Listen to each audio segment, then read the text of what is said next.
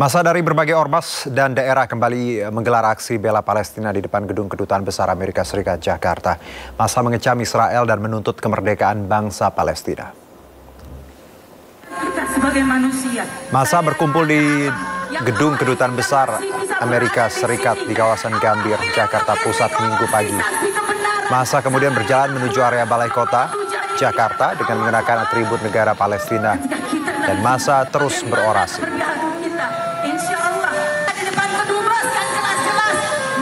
Adalah satu karya dari anak Palestina yang nama Sofia. Personel kepolisian pun diterjunkan untuk mengamankan. Selain di Jakarta, pemirsa, puluhan ribu warga dari berbagai daerah di wilayah Jawa Barat juga melakukan aksi bela Palestina. Di kota Bandung pagi tadi, mereka melakukan aksi di beberapa titik mulai dari berkumpul di Masjid Pusdai Jabar, Gedung Sate hingga Gedung Merdeka Jalan Asia Afrika. Pagi tadi, peserta aksi terlebih dahulu berkumpul di Masjid Pusdai Jabar untuk sholat subuh berjamaah, yang selanjutnya bergeser ke Jalan Diponegoro Gedung Sate. Para peserta aksi berasal dari berbagai usia, mulai dari anak-anak, remaja, dewasa hingga lansia. Mereka membawa sejumlah atribut bendera Palestina serta beberapa unit mobil yang digunakan untuk memandu masa aksi. Para peserta di sepanjang aksi menyanyikan lagu untuk membela Palestina dan beberapa di antaranya melakukan aksi teatrikal. Aparat kepolisian juga bertugas mengawal aksi bela Palestina kali ini.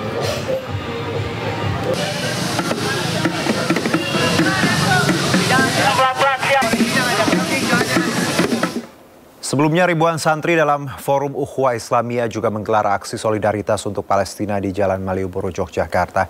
Mereka mengecam kebiadaban Israel yang telah menjajah Palestina.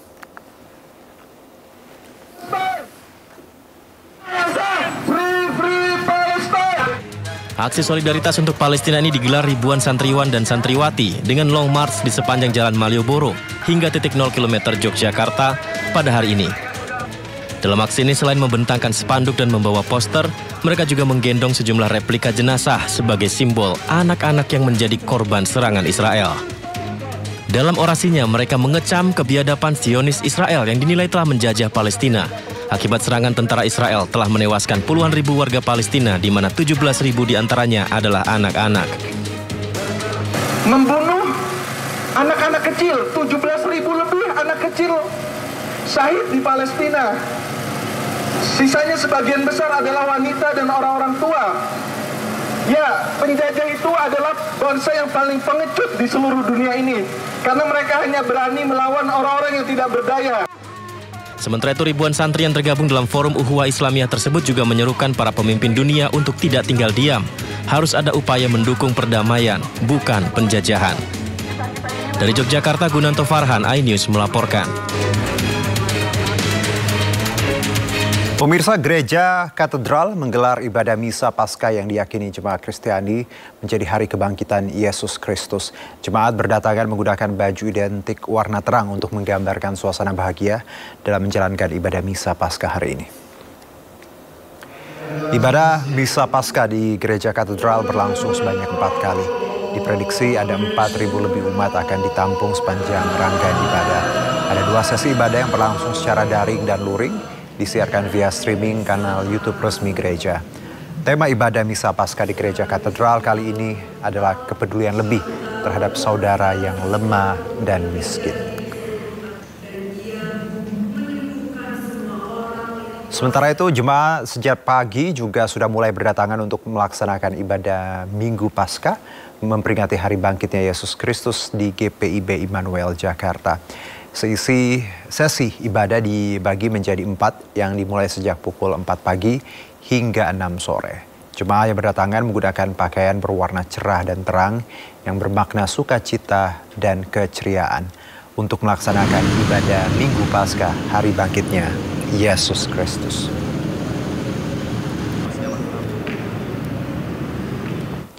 Sementara itu, Kapolda Metro Jaya Irjen Polisi Karyoto meninjau langsung pelaksanaan peringatan Hari Raya Paskah di sejumlah gereja di Jakarta.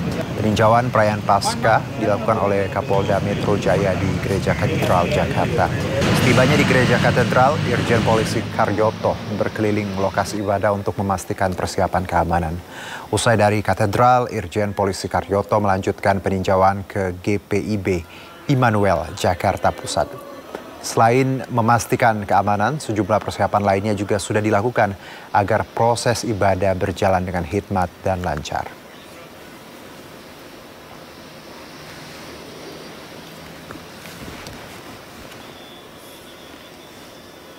Ya, pemirsa, rangkaian peringatan Paskah umat Nasrani di tanah air merayakan dengan berbagai cara. Seperti di Boyolali dengan menggelar jalan salib, sementara di Sidoarjo warga melibatkan anak-anak untuk menghias telur.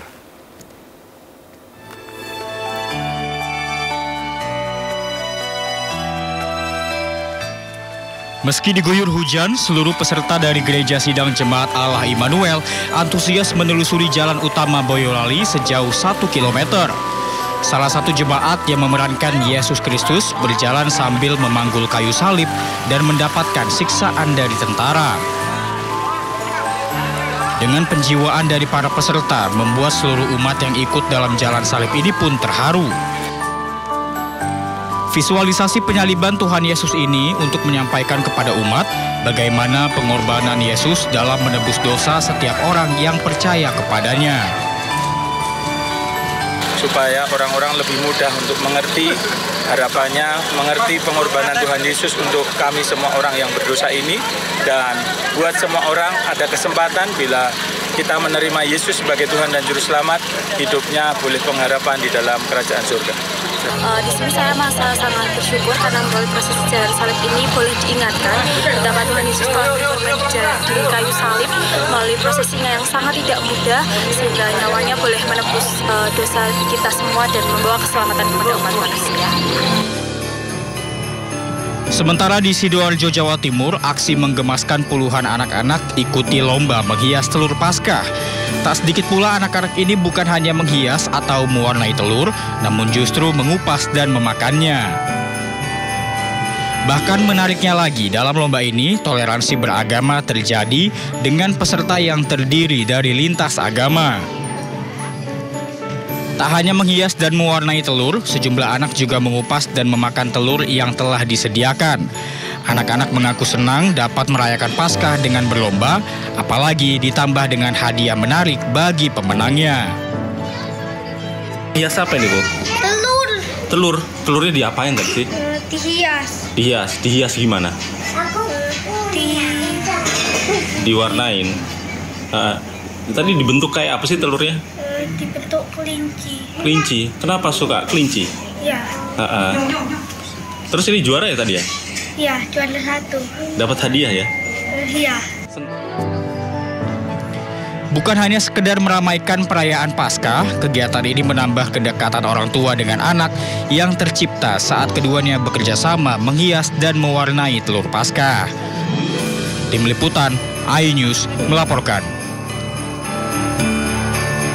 Dan untuk mengetahui situasi terkini arus lalu lintas di Jalan Raya Puncak Bogor, sudah ada rekan Jen Cahyani di sana.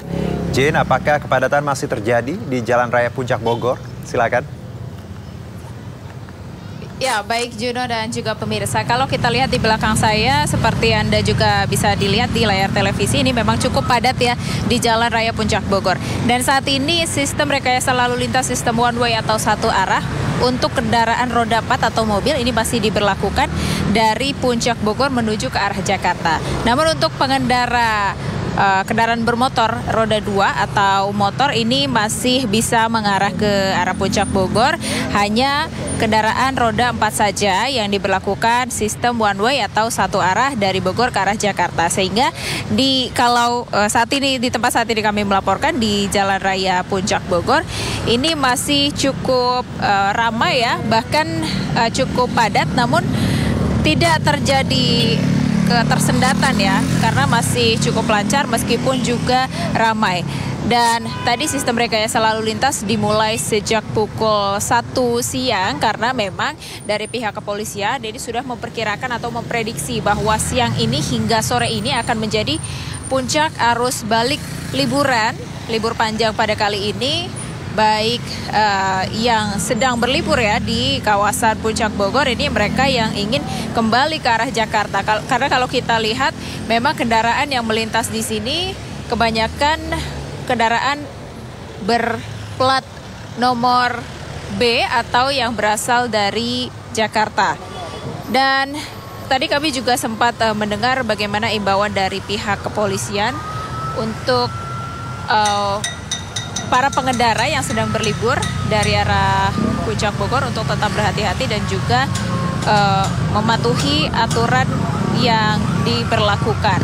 Dan kalau bisa dilihat di layar televisi Anda, pemirsa, ini dari pihak kepolisian juga sedang berpatroli dan kemungkinan ini salah satunya menandakan bahwa sistem rekayasa lalu lintas, sistem one way akan diberhentikan karena tadi sudah diberlakukan sejak pukul 1 siang.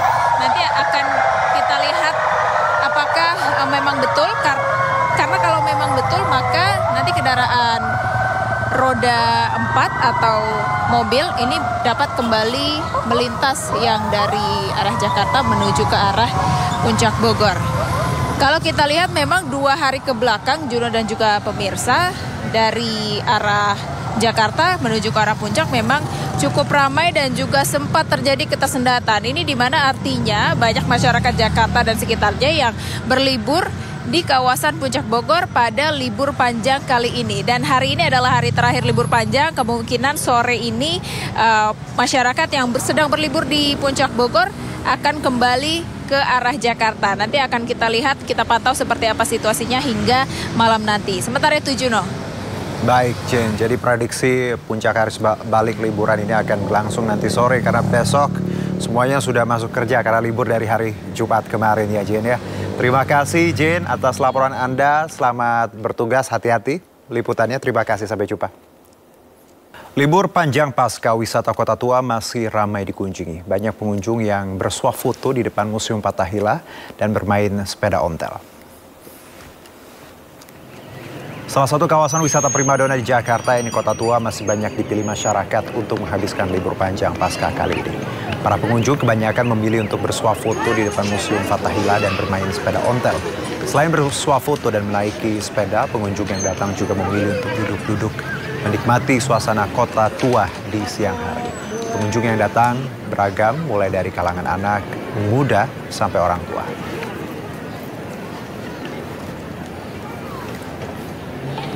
Dari Kota Tua kita ke Taman Mini Indonesia Indah, pemirsa, yang menggelar Pesta Rakyat Nusantara dalam rangka perayaan ulang tahun ke-50 Taman Mini Indonesia Indah. Pesta Rakyat Nusantara digelar selama 10 hari, mulai tanggal 18 hingga 27 April 2025. Selama pekan pesta, para pengunjung Taman Mini Indonesia Indah dapat menyaksikan berbagai pertunjukan seni budaya dan musik hingga pesta kuliner khas Indonesia. Pihak Taman Mini Indonesia pun menyediakan kejutan dengan memberikan tiket gratis kepada para pengunjung khusus di hari ini. Kemudian kalau untuk acara hari ini ada beberapa juga yang spesial. Jadi tadi pagi pas berlari, kemudian nanti siang itu akan ada kirap gunungan. Kemudian ada 50 tumpeng Nusantara. Kemudian juga ada kecak kolosal di sore hari dan juga nanti malam kita ada panggung Pesta Rakyat Nusantara. Arus lalu lintas di kawasan Simpang Gadok menuju Puncak Bogor terpantau ramai. Skema rekayasa lalu lintas one way atau satu arah diberlakukan mengantisipasi adanya kepadatan jalur mengarah ke Jakarta. Libur panjang pasca dimanfaatkan masyarakat untuk berlibur ke salah satu objek wisata di Puncak Bogor. Skema rekayasa lalu lintas one way atau satu arah diberlakukan mengantisipasi adanya kepadatan jalur mengarah ke Jakarta. Prediksi puncak arus balik liburan akan terjadi sore ini.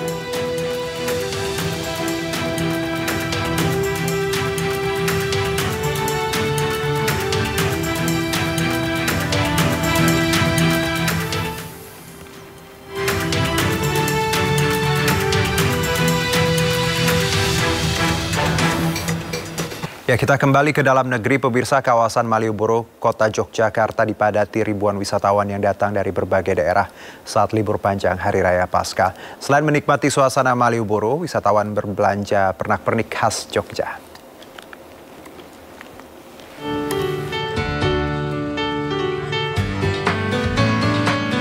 Ribuan wisatawan memadati kawasan Malioboro untuk menikmati suasana kota Jogja sekaligus berbelanja oleh-oleh. Jajanan bakpia dan beberapa kain batik masih menjadi favorit wisatawan. Sejumlah wisatawan mengaku datang ke Yogyakarta saat libur panjang ini untuk berwisata. Wisatawan juga dapat mengabadikan momen menggunakan baju adat Jawa bersama keluarga di sepanjang jalan Malioboro. Lihat keindahan kota Jogja. Ini sudah berapa hari di Jogja, Bapak? Kita sudah 3 hari. Jadi kesannya coba foto dengan adat Jawa ini seperti apa, Pak? Kesannya, Pak? Seperti ini, dengan seperti ini alhamdulillah kroso Jawa tenan. Banyak wisatawan turut menyebabkan kemacetan. Kendaraan pribadi, bus Trans Jogja, dan angkutan tradisional seperti delman menumpuk di sepanjang jalan Malioboro. Dari kota Jogja, daerah istimewa Yogyakarta, Galih Wisma, iNews melaporkan. Libur panjang akhir pekan, kawasan wisata Guci di Tegal, Jawa Tengah ramai. Antrean kendaraan pun mengular menuju area pemandian air panas alami.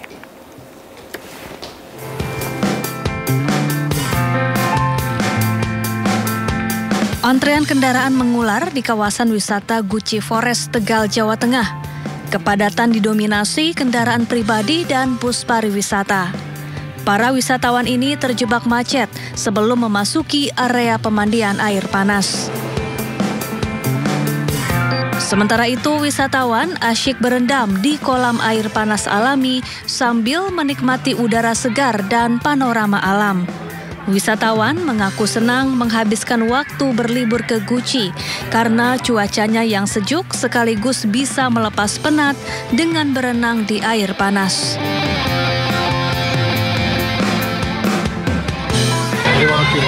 Ini libur panjang sengaja ke Guci ini, Mas? Iya sih, kemarin habis libur panjang pasca kan, pulang ke Tegal, istri Tegal langsung liburan ke Guci. Alasannya apa, Mas, kesini? Gimana? Alasannya apa?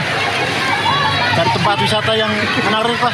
Jadi ada peningkatan dari hari-hari biasa. Dibandingkan dari hari-hari kemarin yang setelah Lebaran, ini cenderung lebih ramai. Kalau pengunjung dari mana, Pak? Kebanyakan, Pak? Ini kebanyakan sih masih dalam lingkup Kabupaten Brebes, Malang, dan Pekalongan. Tapi juga tidak sedikit juga dari Jakarta juga. Tidak hanya berendam air panas, wisatawan juga bisa menikmati kesegaran udara pegunungan di bawah rimbunnya hutan pinus. Tersedia pula aneka wahana ramah anak dan sejumlah penginapan. Dari Tegal, Jawa Tengah, Yunibar, iNews melaporkan. Libur panjang pasca, bus wisata Bandros atau Bandung Tour on Bus menjadi favorit wisatawan. Akibatnya ratusan pengunjung harus bersabar menunggu antrian bus wisata yang menjadi primadona kota kembang tersebut.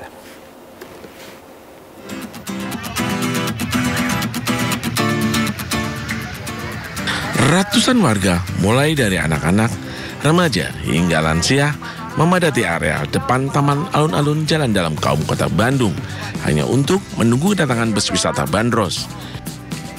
Ya, di momen libur Isa Al-Masih ini, bus wisata Bandros menjadi primadona wisatawan yang tengah liburan di kota yang berjuluk Paris Van Java ini. Bahkan, mereka rela antri berjam-jam hanya untuk berkeliling menggunakan bus wisata sambil melihat tempat sejarah di tengah udara sejuk kota Bandung. Udah lama sih nggak naik ini, udah lama. Ini sama teman-teman, sama kelas. Harapannya seberapa? Harapannya semoga kedepannya lebih baik lagi, terus Bandung makin rame sama para yang pengunjung yang mau berlibur ke sini, khususnya Bandros sendiri.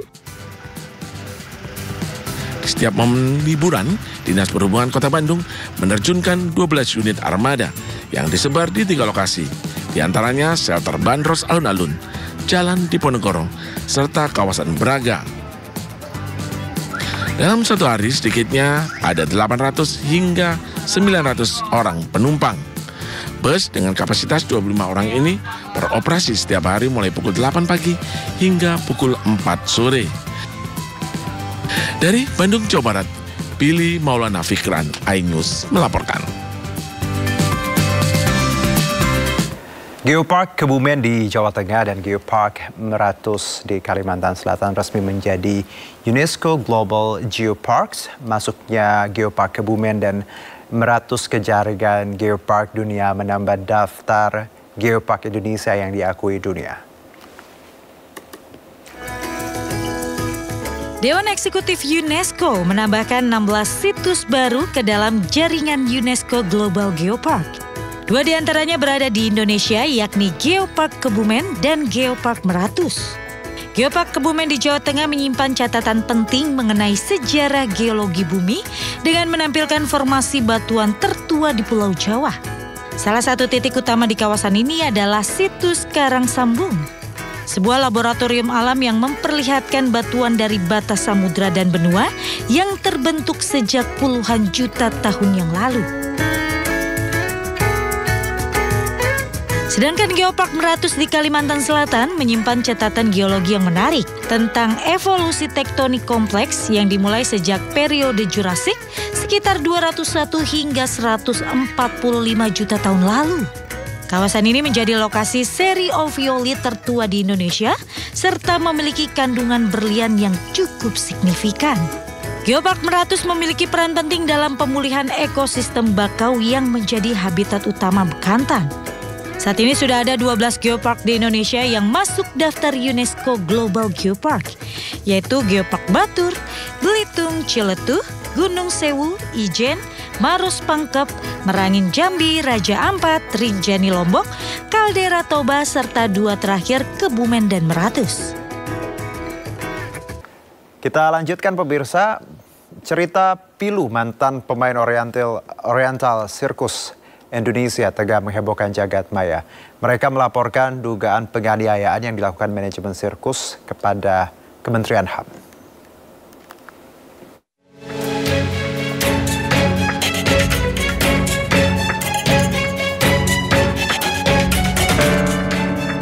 Sejumlah foto pemain sirkus Oriental Indonesia yang diambil sekitar tahun 70-an hingga tahun 80-an saat ini beredar di masyarakat.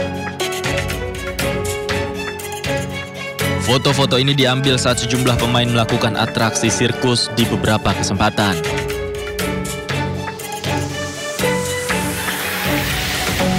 Ada juga sebuah foto yang bertuliskan curahan hati salah satu pemainnya yang jatuh saat atraksi dan sempat tidak sadarkan diri selama beberapa jam. Itu saya main terapis akrobatik di udara itu, saya jatuh pada saat siung. Ternyata saya patah tulang belakang. Saya disetrumin, Pak. Di badan saya, kalau saya disetrumin sampai saya jatuh lemes. Akhirnya dipasung, Pak, selama 2 minggu. Sebelumnya, kisah pilu diceritakan oleh sejumlah mantan pemain Oriental Circus Indonesia Taman Safari saat bertemu dengan Wakil Menteri HAM Mugianto di kantor Kementerian HAM. Salah satunya adalah Ida. Ia bergabung dengan Oriental Circus Indonesia karena dibawa orang tuanya sejak usia 5 tahun pada tahun 1976. Ida bercerita, dirinya kerap disiksa dan dipukul dalam latihan akrobatik hingga akhirnya mengalami patah tulang belakang. Seperti dipukulin gitu, dipukulin kalau ada salah apa sedikit dipukul gitu. Tahun 76 itu Ibu Ida umur berapa, Bu? Sekitar 5 tahun, sekitar kurang lebih. Nah, terus pada tahun 89 akhir, pada saat itu saya main terapis akrobatik di udara itu, saya jatuh pada saat siung tahun 89. Nah, setelah saya jatuh itu, saya nggak langsung dibawa ke rumah sakit. Jadi saya masih istilahnya cuma dirawat di dalam cukup lama lah di situ. Saya karena mereka juga nggak tahu saya kenapa, pokoknya intinya saya cuma dibantu dipijit sama teman gitu ya. Jadi sementara itu melalui Wakil Menteri HAM, pihaknya akan koordinasi dengan pihak terkait yang diduga terlibat dalam tindak kekerasan. Statement langsung dari mereka yang menjadi korban dari peristiwa peristiwa kekerasan yang bisa jadi peristiwa pelanggaran hak asasi manusia. Jadi kami dengarkan dari mereka ada kemungkinan banyak sekali tindak pidana yang terjadi di sana, banyak kekerasannya. Ada aspek-aspek yang penting juga yang mungkin orang tidak pikirkan, itu soal identitas mereka. Jika terbukti ada indikasi pelanggaran HAM yang dilakukan pihak Taman Safari, Kementerian HAM berjanji akan menindaklanjuti sesuai dengan hukum yang berlaku. Tim Liputan iNews melaporkan. Pemirsa, salah satu mantan pemain Sirkus Oriental Indonesia, Magdalena Yuli, mengaku seringkali mendapatkan kekerasan fisik di dalam ruang lingkup sirkus. Dirinya bersama rekan pemain sirkus lain juga mengaku diisolasi dari dunia luar. Ini tadi kami telah mendengar apa yang disampaikan oleh salah satu founder OCI, yaitu Bapak Tony Sumampau. Dari penegasan yang disampaikan oleh Pak Tony, memang ada pendisiplinan dalam latihan, tapi tidak ada kekerasan. Benarkah hal tersebut dan apa yang Ibu rasakan saat itu? Itu perkataannya semua tidak benar. Jadi kami memang merasakan kekerasan. Jadi setiap latihan, dalam pertunjukan pun kalau salah atau apa gitu kita selalu dipukul dengan kekerasan. Baik, berarti ada kekerasan yang dialami oleh Ibu dan juga beberapa korban lainnya, Bu ya. Apa saja Bu kekerasannya? Ya seperti gini, seperti misalkan kita salah dalam pertunjukan, masuk kita langsung dipukuli, hajar. Kadang sampai bibir berdarah, seperti itu.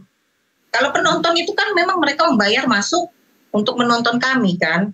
Tapi kalau untuk keseharian kami, memang kami terisolasi dengan orang luar. Karena itu kan dipagar. Kita dengan karyawan pun kita tidak boleh berbicara. Dalam latihan itu kita ditutup tendanya. Karyawan pun nggak boleh lihat. Kami dipukul, kamu diapain tuh karyawan nggak boleh lihat gitu.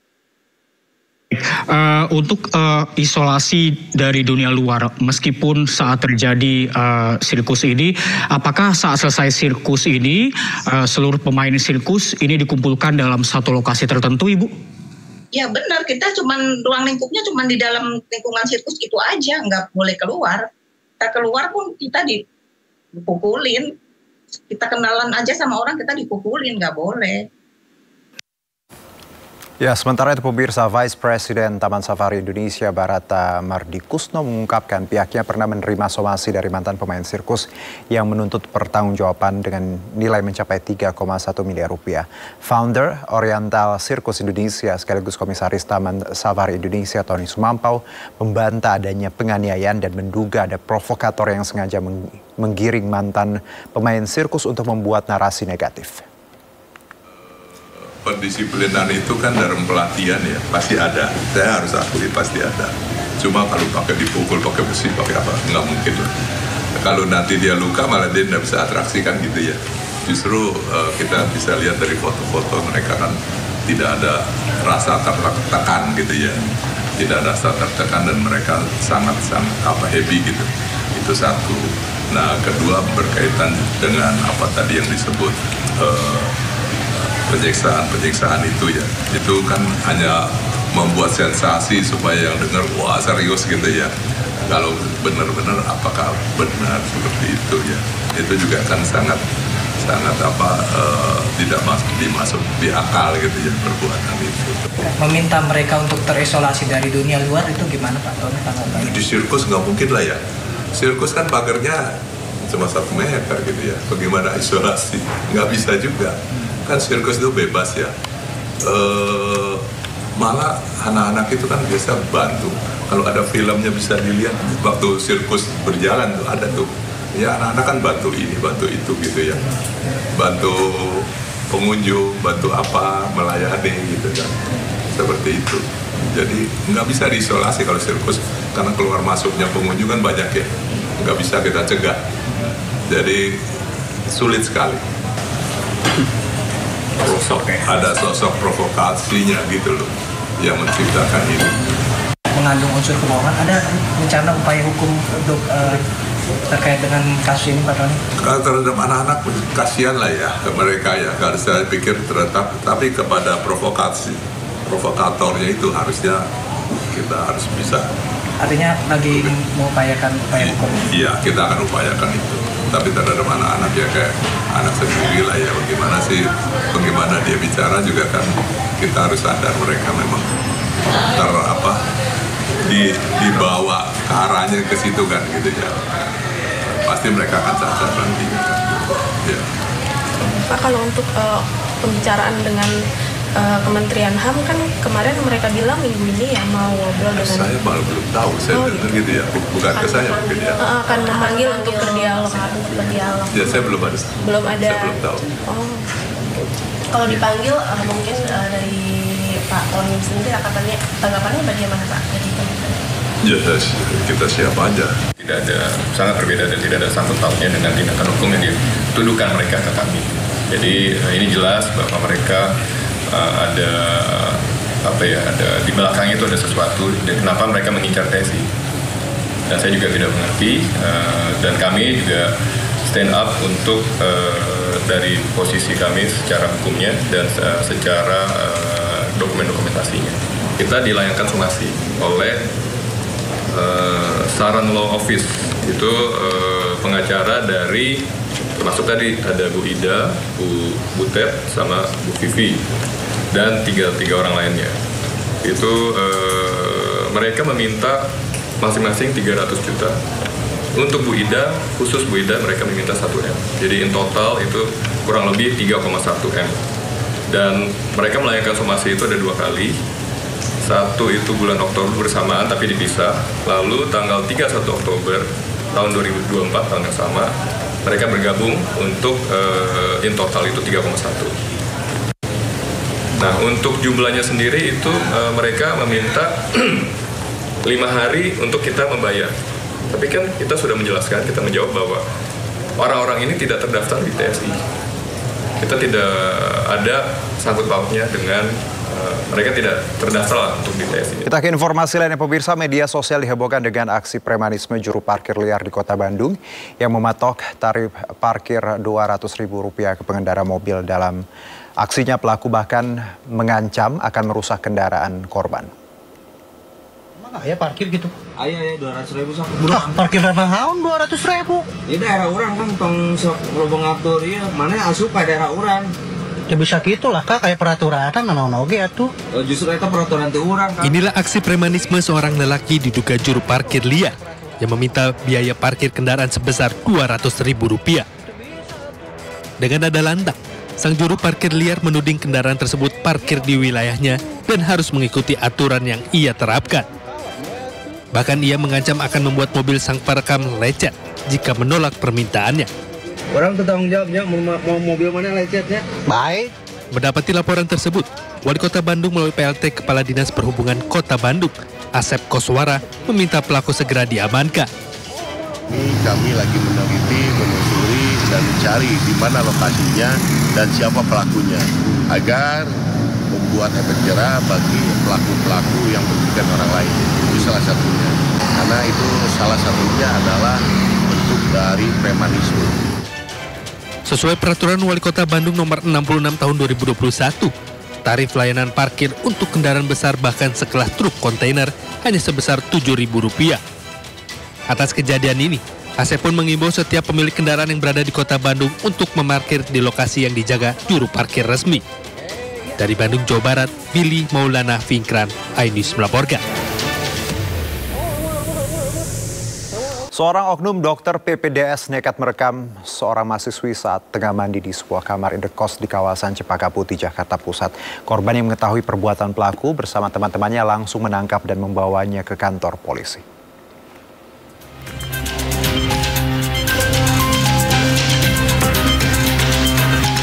Pria berinisial MA yang berprofesi dokter ini harus berurusan dengan polisi. karena perbuatan mesumnya mengintip seorang mahasiswi. Selain itu, pelaku juga nekat merekam setiap adegan korban saat di kamar mandi. Korban merupakan mahasiswi yang tinggal di salah satu kamar kos. Korban yang tengah mandi panik melihat adanya kamera ponsel di balik ventilasi.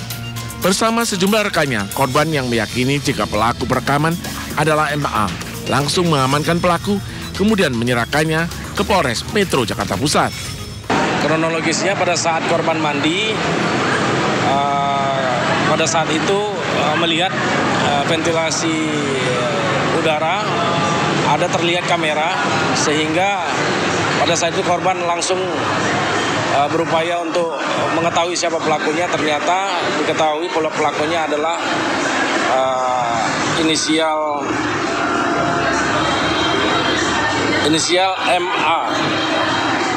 Kemudian pada saat itu juga korban beserta teman-temannya membawa pelaku ke Polres Metro Jakarta Pusat untuk diproses lebih lanjut.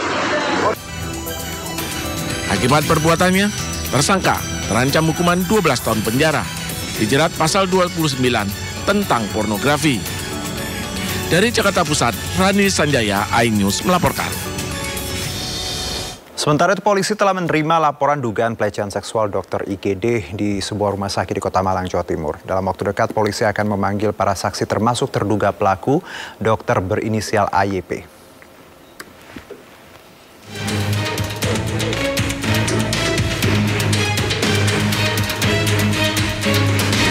Penyelidikan kasus dugaan pelecehan seksual terhadap selebgram asal Bandung berinisial KIAR terus berlanjut. Laporan korban yang merupakan warga Bandung, Jawa Barat pun telah diterima Unit Perlindungan Perempuan dan Anak Polresta Malang Kota. Polisi kini tengah mendalami dengan mengumpulkan bukti dan akan segera memanggil sejumlah saksi termasuk terduga pelaku yakni dokter berinisial AYP. Polisi pun mengimbau jika ada korban lain dari terduga pelaku untuk tidak takut melapor. Sekira pukul 17.00 kami Polresta Malang Kota telah menerima pelaporan dari korban pelecehan oknum dokter dari salah satu rumah sakit swasta yang ada di Kota Malang. Kemarin sudah kami laksanakan pemeriksaan oleh unit PPA dalam pendalaman intensif, dan langkah selanjutnya unit PPA akan melaksanakan pemanggilan terhadap saksi-saksi dan pencarian barang bukti. Sementara kuasa hukum korban menyebut akhirnya korban melapor ke polisi karena menganggap tidak ada itikat dari terduga pelaku untuk menyerahkan diri. Dengan terpaksa kita akhirnya melaporkan dokter yoga ini ke pihak kepolisian di Polresta Malang karena ternyata setelah pemberitaan dan beberapa statement-statement kita pikir dokter ini merasa bersalah kemudian menyerahkan diri, tapi nyatanya enggak. Jadi dengan terpaksa kita mengambil upaya hukum, kita bikin laporan hari ini. Kita laporan mengenai undang-undang kekerasan seksual ya, mengenai kekerasan seksual yang terjadi, pelecehan seksual yang terjadi, yang terjadi pada klien kami pada tahun 2022 kemarin. Sebelumnya viral di media sosial unggahan dari akun Instagram korban yang menceritakan pelecehan seksual oleh dokter IGD di Rumah Sakit Persada Malang pada September 2022. Korban baru berani bercerita setelah sejumlah kasus serupa muncul di media. Dari Malang, Jawa Timur, Denny Irwansyah, iNews melaporkan.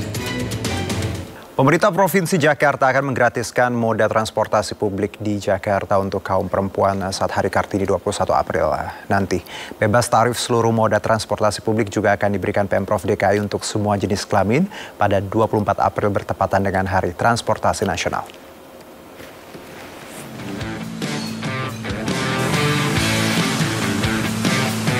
Kabar gembira bagi Anda warga Jakarta dan sekitarnya yang berjenis kelamin perempuan. Pada peringatan Hari Kartini 21 April esok, semua kaum hawa akan bebas menumpangi moda transportasi publik di Jakarta secara gratis alias tanpa dipungut tarif.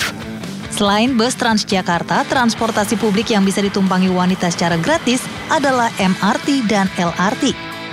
Sementara pada Hari Transportasi Nasional 24 April mendatang, Pemprov juga akan kembali menggratiskan moda transportasi massal sekaligus peluncuran trayek baru Trans Jabodetabek rute Blok M Alam Sutra Tangerang. Kami akan menggratiskan seluruh trayek, termasuk MRT, LRT, Transjakarta, bagi siapapun mau laki mau perempuan gratis. Pramono meminta para penumpang agar tertib saat menumpangi moda transportasi publik, baik selama di halte atau stasiun hingga ke dalam rangkaian. Dari Jakarta, Rani Sanjaya, iNews melaporkan. Pemirsa, tim negosiator Indonesia bertemu dengan sejumlah kementerian Amerika Serikat untuk membahas soal tarif impor baru Presiden Trump. Menko Perekonomian Erlangga Hartarto bertemu dengan United States Trade Representative US T.R. Jamieson Greer. Dalam pertemuan keduanya menghasilkan kesepakatan yang rencananya akan dicapai dalam 60 hari ke depan. Selain bertemu dengan USTR, Erlangga juga bertemu dengan Menteri Perdagangan Amerika Serikat Howard Lutnick. Target utama tim negosiasi adalah menurunkan tarif impor yang dibebankan oleh pemerintah Amerika Serikat kepada Indonesia. Sementara itu, Menteri Luar Negeri Indonesia Sugiono bertemu dengan Menteri Luar Negeri Amerika Serikat Marco Rubio. Pertemuan antara kedua Menteri Luar Negeri ini membahas sejumlah isu ekonomi dan geopolitik, salah satunya terkait tarif impor Amerika. Indonesia pun mengundang Amerika Serikat untuk berinvestasi di sektor mineral kritis. Menlu Sugiono menjadi Menteri Luar Negeri pertama ASEAN yang diterima Menlu Amerika Serikat di Washington, D.C.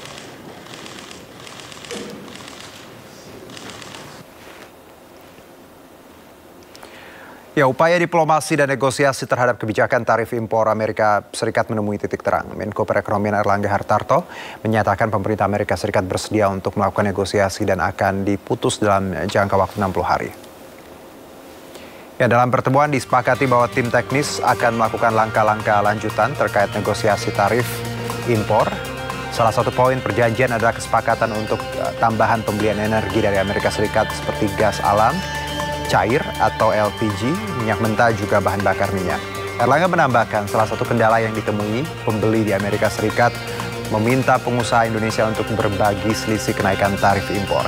Akibatnya penerapan tarif impor Amerika Serikat adalah biaya ekspor yang tinggi. Dia menyepakati dengan Amerika akan diberikan langkah-langkah lanjutan dengan tim teknis baik dari USTR maupun dari Secretary of Commerce, dan ada yang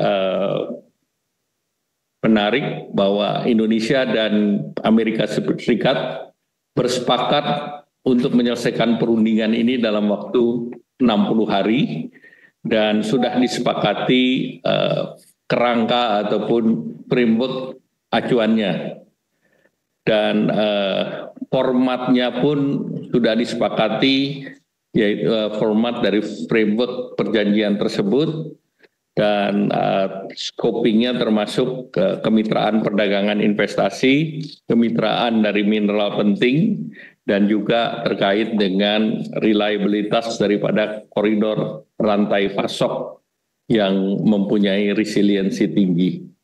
Nah, hasil-hasil pertemuan tersebut akan dilanjuti dengan berbagai pertemuan, bisa 1, 2, atau 3 putaran, dan kami berharap dalam 60 hari kerangka tersebut bisa ditindaklanjuti dalam bentuk format perjanjian yang akan disetujui antara Indonesia dan Amerika Serikat.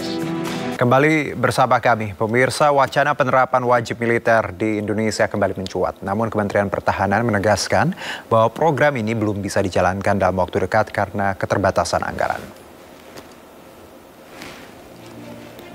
Ya, hal itu disampaikan Kepala Biro Informasi Pertahanan Kemenhan, Brigjen TNI Frega Ferdinand Wenas Inkiriwang saat menjadi pembicara dalam sebuah webinar beberapa waktu yang lalu. Ia menilai bahwa secara prinsip Indonesia memungkinkan untuk menerapkan kebijakan wajib militer, namun realisasinya memerlukan dukungan dana yang sangat besar. Ia juga menekankan bahwa jika wajib militer diterapkan, hal itu seharusnya tidak dilihat sebagai upaya militerisasi, melainkan sebagai bentuk tanggung jawab warga negara dalam bidang pertahanan.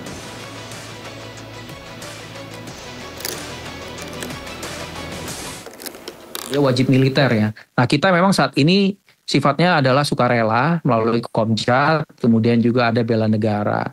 Mungkin kalau misalnya nanti kita sudah punya anggaran yang jauh lebih banyak, bukan tidak mungkin kita bisa menerapkan kebijakan yang lebih mungkin lebih maju ya seperti wajib militer. Tapi tentunya ini butuh biaya yang banyak dan tentunya bukan berarti jangan dilihat ini sebagai bentuk militerisasi, tapi ini adalah bentuk juga tanggung jawab bagaimana, kan amanah konstitusi adalah pertahanan adalah hak dan kewajiban setiap warga negara.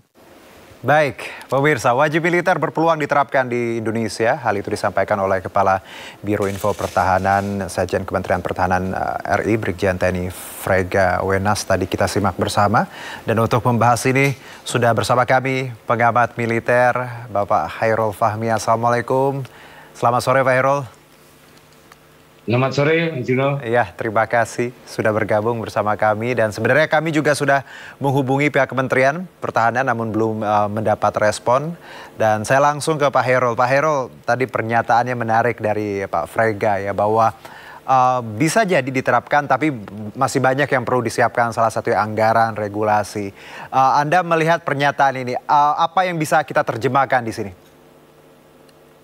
Iya gini, jadi pertama jadi ya wacana wajib militer ini memang ya sah-sah saja dibahas ya, karena secara konstitusional, secara yuridis itu ada dasarnya. Ya.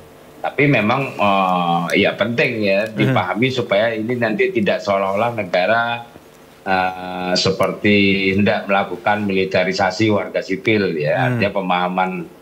Kalau pemahamannya seperti itu, saya kira keliru dan bisa menyesatkan gitu ya.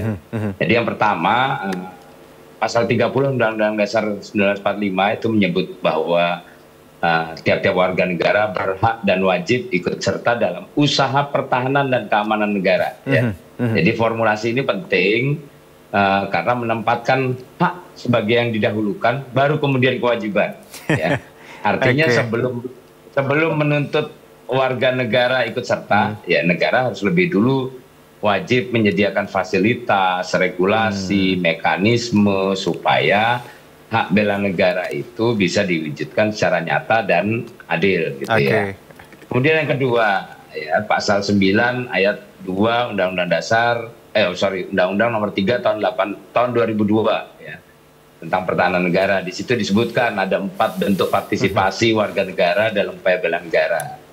Yang pertama pendidikan kewarganegaraan, kemudian yang kedua ada pelatihan dasar kemiliteran secara wajib, ya.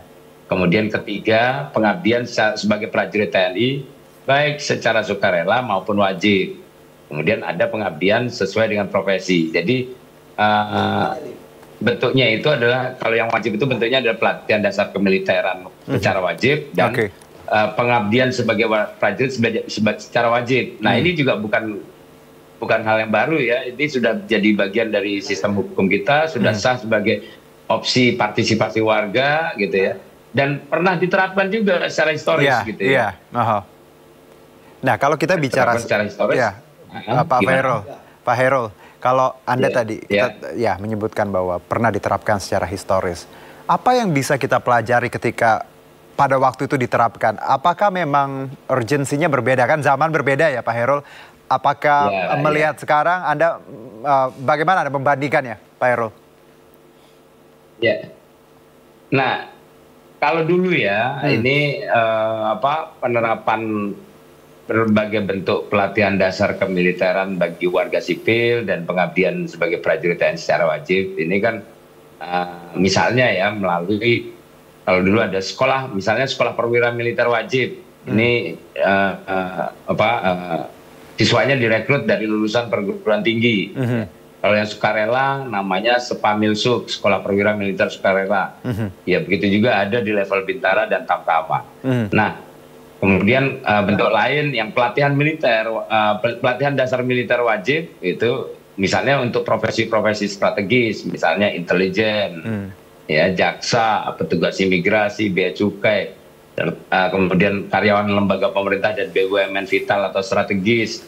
Nah itu yang dilakukan di masa lalu. Jadi saya kira yang perlu dipahami bahwa sistem pertahanan Indonesia ini tidak menganut wamil total seperti di Korea Selatan atau misalnya di Israel atau di beberapa negara lain. Jadi yang sesuai konstitusi ini kan yang diterapkan ini sistem pertahanan dan keamanan rakyat semesta, sifatnya partisipatif gitu kan. Jadi sukarela dan opsional lah ya, wajib. Pak Hairul ya. Ya. Kurang lebih seperti itu. Kalaupun nanti silakan. Ya, silakan. Ya. Jadi ini sifatnya partisipatif dan diatur kalau dalam sistem pertahanan kita kan diatur komponen utamanya itu namanya TNI, komponen cadangannya ya ada warga negara dan sumber daya nasional yang memang disiapkan untuk itu, kemudian ada komponen pendukung ya masyarakat dan institusi-institusi yang mendukung TNI. Pak Hairul, berarti dengan secara ringkas mungkin yang bisa dipahami masyarakat sekarang, kalaupun dilaksanakan ini sifatnya sukarela dan opsional tadi ya. Pak Hairul ya, bukan betul, bersifat non agresif. Bukan wajib seperti misalnya yang kita lihat di Korea Selatan atau mungkin Singapura yang paling dekat ya, Pak Hairul ya. Simple, karena ini mungkin pertanyaan anak-anak muda nih ketika dengar berita ini, waduh akan ada wamil ya. Pak. Nah kalau kita konsepnya nggak kayak gitu. Menarik. Nah, Pak Hairul, kalau kita lihat kesiapan, tadi kan Pak Frega menyebutkan sebenarnya ya untuk saat ini belum siap lah karena butuh anggaran plus juga regulasinya.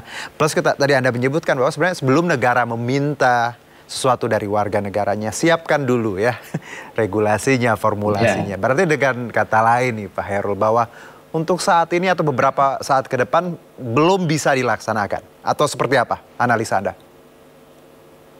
Ya, saya kira kalau pernyataan Pak Frega itu sudah proporsional lah ya, proporsional dan realistis. Jadi ini kita tidak sedang mendorong pelaksanaan wamil yang tergesa-gesa, tapi mengingatkan bahwa sistem semacam ini perlu kesiapan hukum, kesiapan sosial, kesiapan politik dan anggaran yang nggak kecil kan. Nah, kemudian saya kira kalau yang realistis ya kita lebih cenderung untuk memanfaatkan atau memprioritaskan fasilitasi hak-hak warga negara tadi gitu ya, karena memang amanat konstitusinya bunyinya begitu, hak yang didahulukan baru baru emang kewajiban. Sekarang haknya gimana kalau zaman sekarang Pak Hairul, haknya warga negara? Yaitu pertama mendapatkan pendidikan kewarganegaraan, mendapatkan akses yang inklusif ya terhadap kemungkinan misalnya kalau mereka mau bergabung menjadi TNI, itu hak ya. Terus kemudian mendapatkan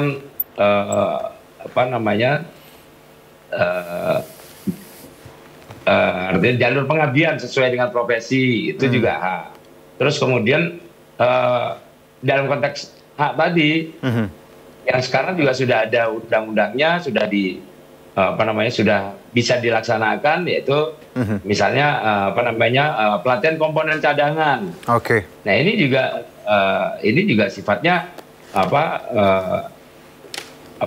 penggunaan hak gitu. Baik, Pak Hairul. Satu mungkin Pak sebelum kita akhiri dialog singkat ini, saja.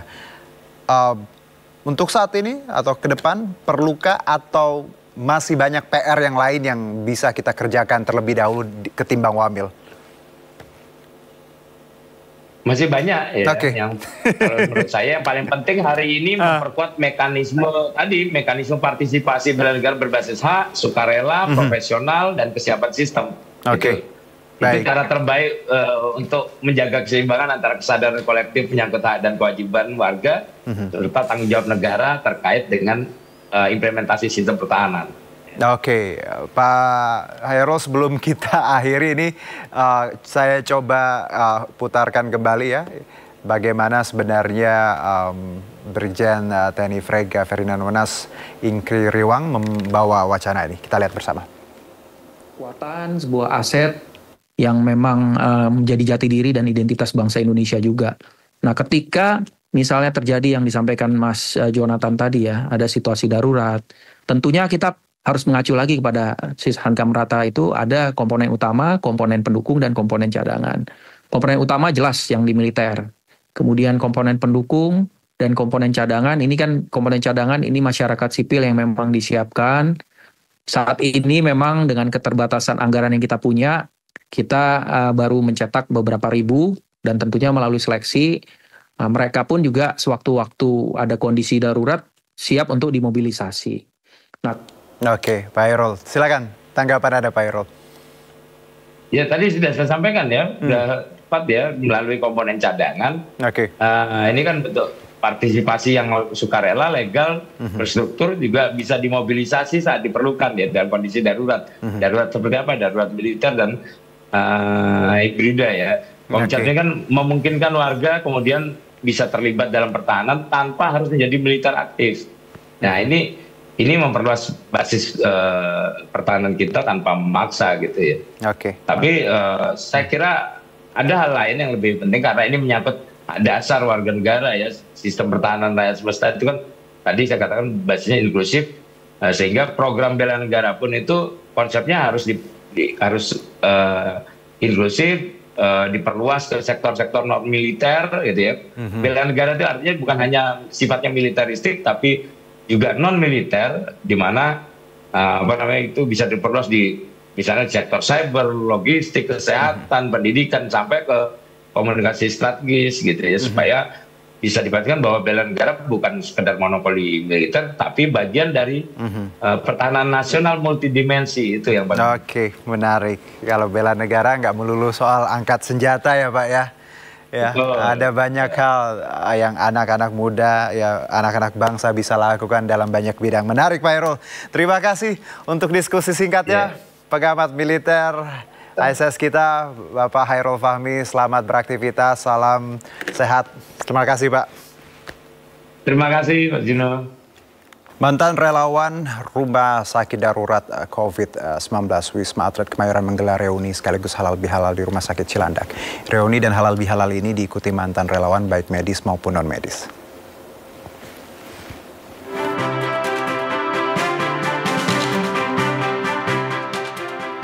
Dalam acara silaturahmi ini, para ex-relawan berkesempatan untuk menaiki tank milik Korps Marinir TNI Angkatan Laut yang terdiri dari 1 unit BMP-3F, 1 unit LVT-7, 1 unit BTR-50, dan 1 unit BTR-4.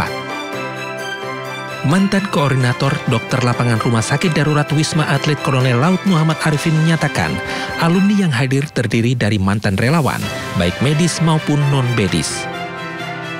Teman-teman ini pengen bersilaturahmi dan kita mengapresiasi keinginan mereka, kemudian dari pimpinan Angkatan Laut, dari Bapak Kepala Staf TNI Angkatan Laut memberikan tempat ya di sini di lapangan Brigade 1 Marinir, dari Komandan Korps Marinir mengizinkan tempat ini, dan memang untuk apresiasi dari mantan relawan pejuang COVID-19 yang tentunya peran mereka saat pandemi adalah sangat besar sekali. Nah ini yang disampaikan dari Bapak Pimpinan TNI Angkatan Laut, Kepala Staf Angkatan Laut, salah satu untuk mengapresiasi mereka.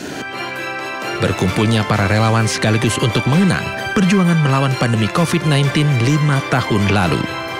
Dari Jakarta, Ismalia, Yayan iNews melaporkan.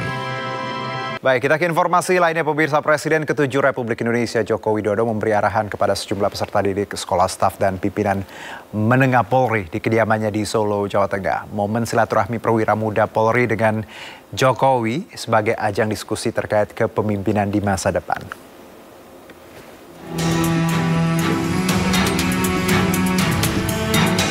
Presiden ke-7 RI Joko Widodo bertemu sejumlah perwira muda Polri, peserta didik Sespim Polri, reguler ke-65 di kediaman Jokowi di Sumber, Solo.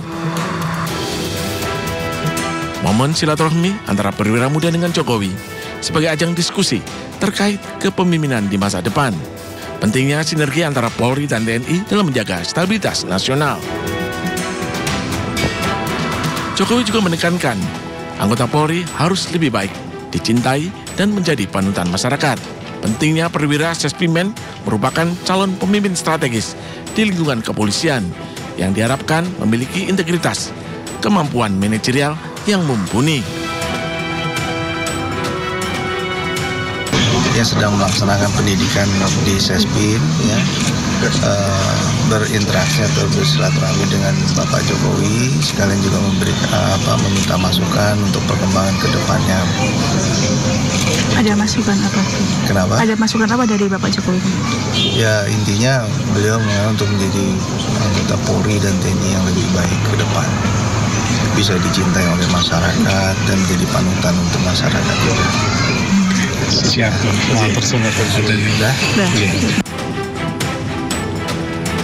Diharapkan dalam ajang silaturahmi perwira muda Polri dan Jokowi, calon pemimpin di institusi polisi siap menghadapi tantangan besar di masa depan.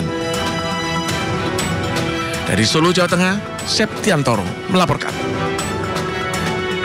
Kembali bersama kami, pemirsa, viral di media sosial arena judi sabung ayam di Goa, Sulawesi Selatan diduga dilindungi oknum anggota TNI. Polisi dan TNI yang mengetahui adanya arena judi sabung ayam langsung menggerebek lokasi dan membongkar tenda untuk bermain judi.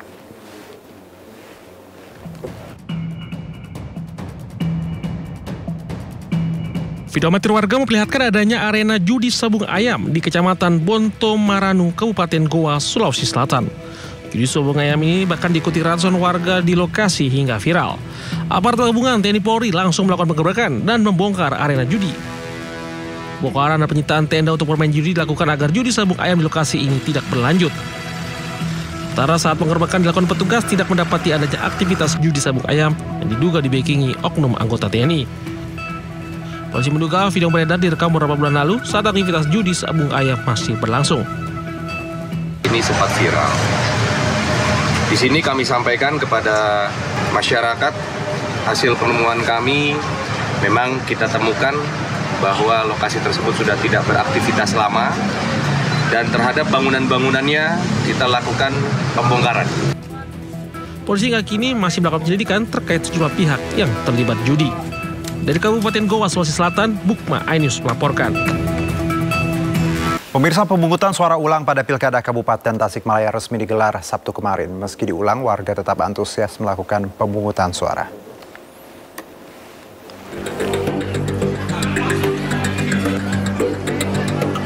Komisi Pemilihan Umum Kabupaten Tasikmalaya menggelar pelaksanaan pemungutan suara ulang pada Pilkada Kabupaten Tasikmalaya Sabtu 19 April 2025. Warga berbondong-bondong menuju TPS sejak pagi. Pelaksanaan pemungutan suara ulang diikuti oleh 3 pasangan calon bupati dan wakil bupati Tasikmalaya, yaitu pasangan nomor urut 1 Iwan Saputra dan Dede Muksid yang diusung oleh Partai Golkar, PAN, dan 8 partai non-parlemen.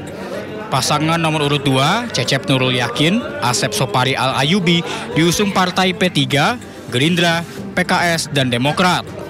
Sementara pasangan nomor urut 3, Ai Diantani, Iip Miftahul Paos yang diusung Partai PDIP, PKB, dan Nasdem.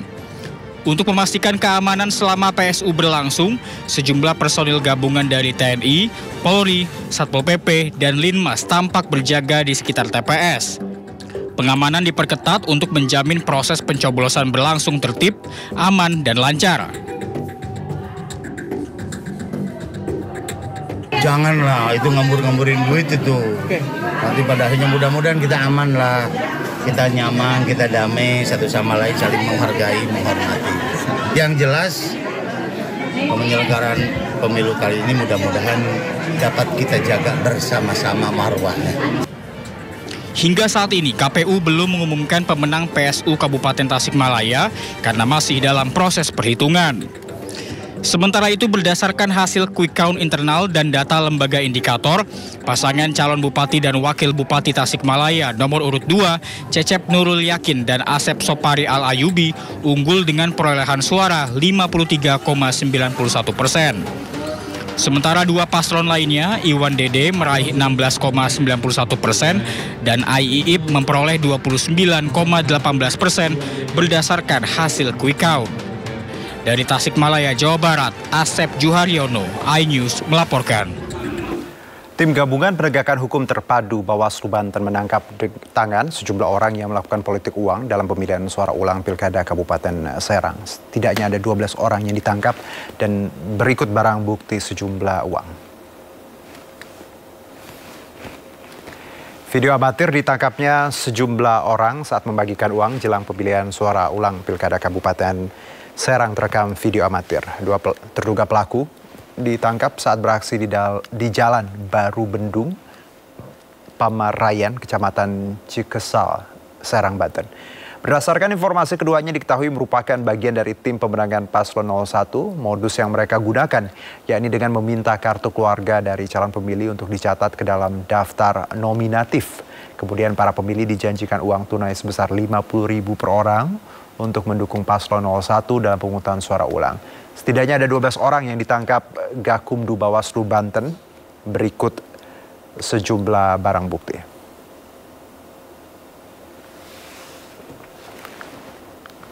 Sendiri kebetulan masih dalam berproses ya, keterangan informasi ada 12 yang sudah ditemukan.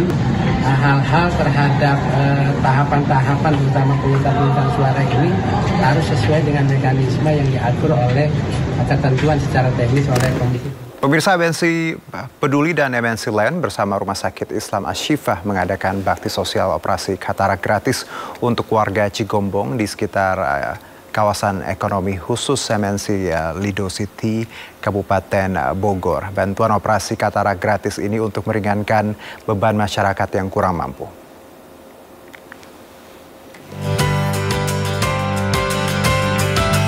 Sejak pagi, Mahoni Ballroom Lido Lake Resort Bogor, Jawa Barat telah ramai oleh calon pasien operasi katarak gratis yang menunggu antrian untuk diperiksa. Tercatat ratusan pasien yang berasal dari warga desa Cigombong dan sekitarnya menjalani pemeriksaan sebelum dilakukan operasi katarak gratis yang digelar oleh MNC Peduli dan MNC Land bekerja sama dengan RS Islam Asy-Syifah. Tujuannya adalah memberantas kebutaan disebabkan karena katarak, supaya semua masyarakat mengerti bahwa kebutaan disebabkan karena katarak khususnya bisa disembuhkan. Kita harapkan dengan adanya kegiatan ini masyarakat dapat terbantu dari akses kesehatan, terutama untuk pemeriksaan katarak. Kita ketahui bahwa lebih dari 80% gangguan penglihatan di Indonesia adalah akibat katarak. Pemeriksaan operasi katarak gratis ini mendapatkan sambutan yang luar biasa dan apresiasi dari warga serta pemerintahan setempat karena sangat membantu masyarakat kecil di wilayah pedesaan. Alhamdulillah, memang kita ya bahagia. Apalagi kita misalkan sengaja kita periksa kemana-mana, perlu waktu, perlu biaya istilahnya ya. Apalagi ada yang antar. Saya kan rumahnya deket Pak, dari hotel tinggal naik ke atas. Terima kasih banyak ke pihak MNC Peduli dan juga MNC Lido dan juga yang kerjasama dengan Rumah Sakit Asy-Syifah Sukabumi yang pada hari ini melaksanakan kegiatan pemeriksaan katarak yang dimana kegiatan ini sangat bermanfaat. Bakti sosial MNC Peduli dan MNC Land bersama Rumah Sakit Islam Asy-Syifah tidak terlepas dari peran dan uluran tangan masyarakat Indonesia yang telah ikut berdonasi dan mempercayakan penyalurannya melalui MNC Peduli kepada masyarakat yang membutuhkan. Dari Bogor, Jawa Barat, Andi Firmansyah, iNews melaporkan. Pemirsa, sejumlah anak-anak dan warga sambut meriah kedatangan penggawa Timnas U17 Muhammad Zahabi Goli saat pulang ke rumahnya di Cikunir, Kota Bekasi, Jawa Barat. Selain anak-anak dan warga, kepulangan pemain klub Persija disambut pihak keluarga dan wali Kota Bekasi.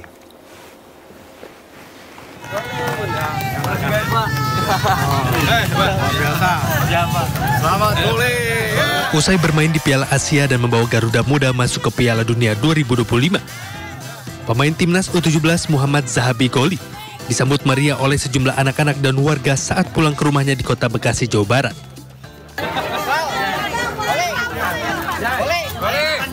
Kepulangan Goli juga disambut oleh pihak keluarga bersama wali Kota Bekasi. Saat tiba, warga pun langsung berebut untuk meminta foto kepada pemain winger Timnas U17 dan klub Persija Jakarta. Penyambutan dilakukan sebagai apresiasi kepada salah satu bibit muda di Kota Bekasi dan di dunia sepak bola. Wali Kota berharap prestasi dari bibit terus bermunculan dan bisa membawa harum nama Kota Bekasi dan Indonesia ke tingkat yang lebih tinggi. Tentu ini adalah bagian apresiasi dari pemerintah Kota Bekasi dan ada satu spirit semangat agar ini bisa menebar kepada anak-anak yang hari ini sedang berjuang, ingin menunjukkan eksistensi mereka bisa berprestasi di sepak bola. Bisa dapat dunia, selalu motor Beijing Munir, selalu support Goli dan timnas U17 semoga bisa di Piala Dunia. Sebelumnya, Timnas U17 terhenti langkahnya di babak perempat final Piala Asia U17 2025 setelah mengalami kekalahan 0-6 saat melawan Korea Utara. Namun, Timnas U17 di fase grup meraih poin sempurna setelah menang melawan Korsel, Yaman, dan Afghanistan, sehingga berhasil lolos ke Piala Dunia U17 2025 mendatang. Dari Bekasi, Jawa Barat, Rahmat Hidayat, iNews melaporkan.